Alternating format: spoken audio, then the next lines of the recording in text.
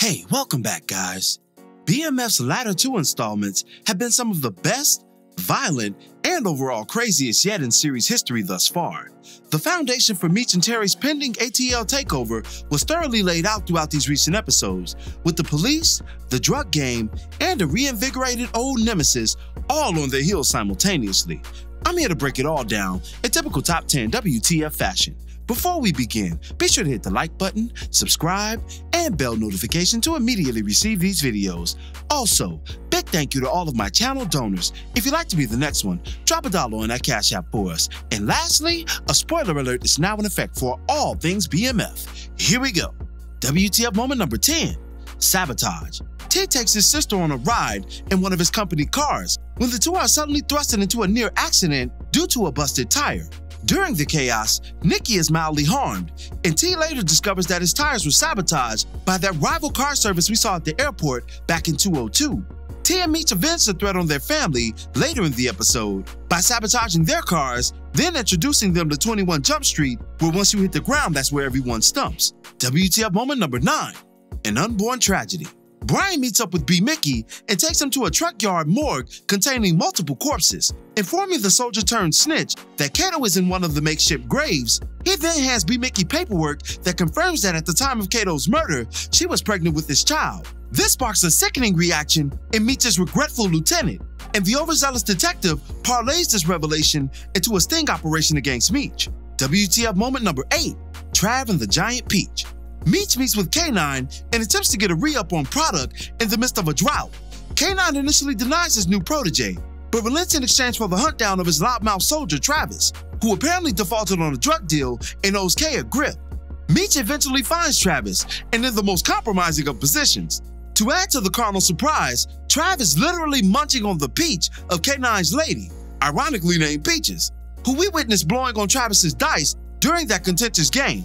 Meech and B. Mick engage Travis in a shootout, only to be forced to kill him, and subsequently are confronted by Peaches at gunpoint, who allows them to leave unscathed and unapologetic about her actions under K9's nose. The botched hit costs Meech his new plug for the foreseeable future, leaving the King of Detroit vulnerable without a reliable supplier going forward.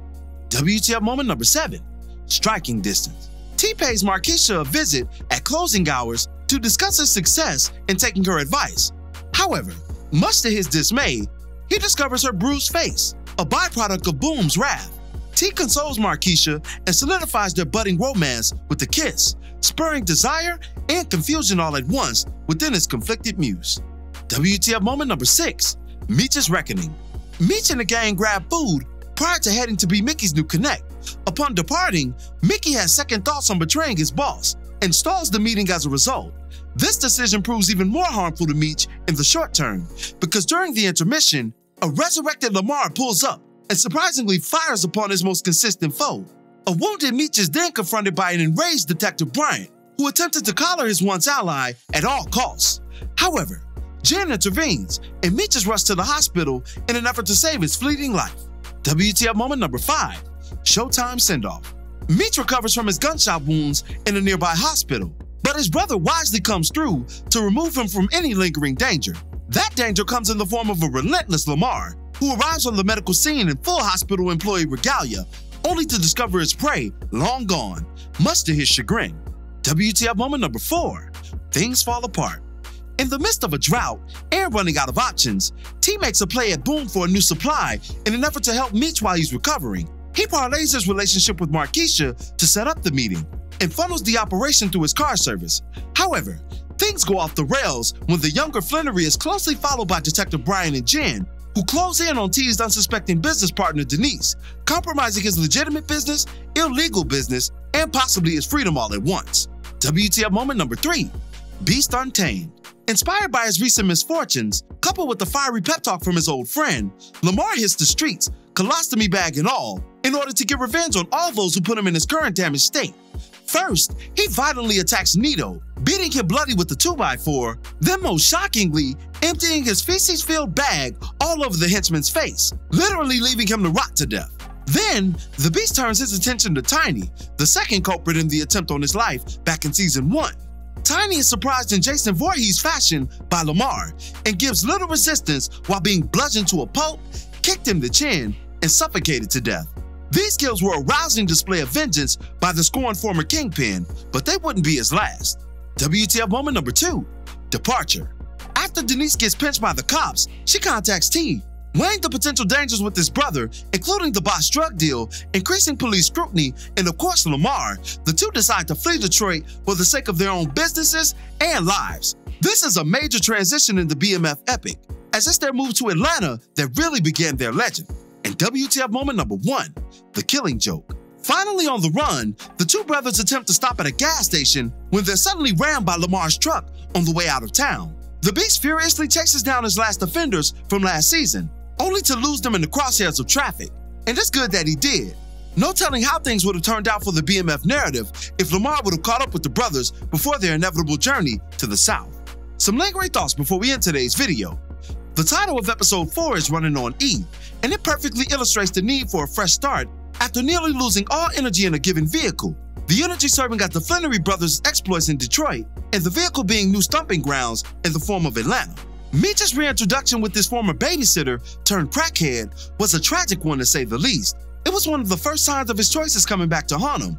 Sure, having money and the liberty that comes with it is great, but seeing the devastation that freedom costs in real time is an awakening like no other.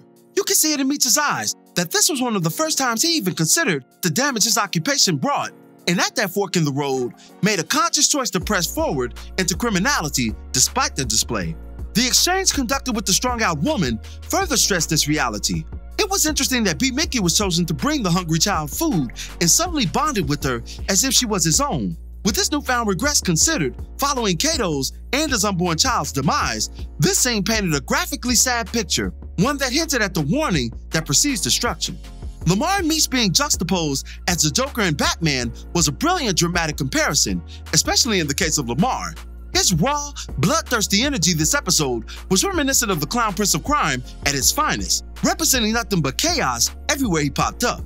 That rampage will likely be the final hurrah for the fan-favorite character now that Meech and Terry have split town, but his very presence spells danger for all those they left behind potentially, both family and drug associates, many of which brutally dispatched during his onslaught. And lastly, if his rampage didn't paint him as crazy enough, his singing undoubtedly did. Lamar has this subtle gift for taking his turmoil out in the most musical of ways, and just breaking out into that Frankie Beverly and Mays classic while being confined against his will was nothing short of hilarious, and also amazing given the quality of the rendition. Lamar's a wild boy. And that'll do it for this one. What were your thoughts on BMF's recent episodes? Be sure to drop me your opinions in the comments below. As always, I thank you for watching today's video. If you liked today's video, go ahead and drop $1 on the Cash App for us, hit the like button, share it with your friends who are fans of BMF, and subscribe for more content such as this. This is Rudy P. Magic of Rudy P. Magic Beats, and have a blessed one until the next one. Peace, y'all.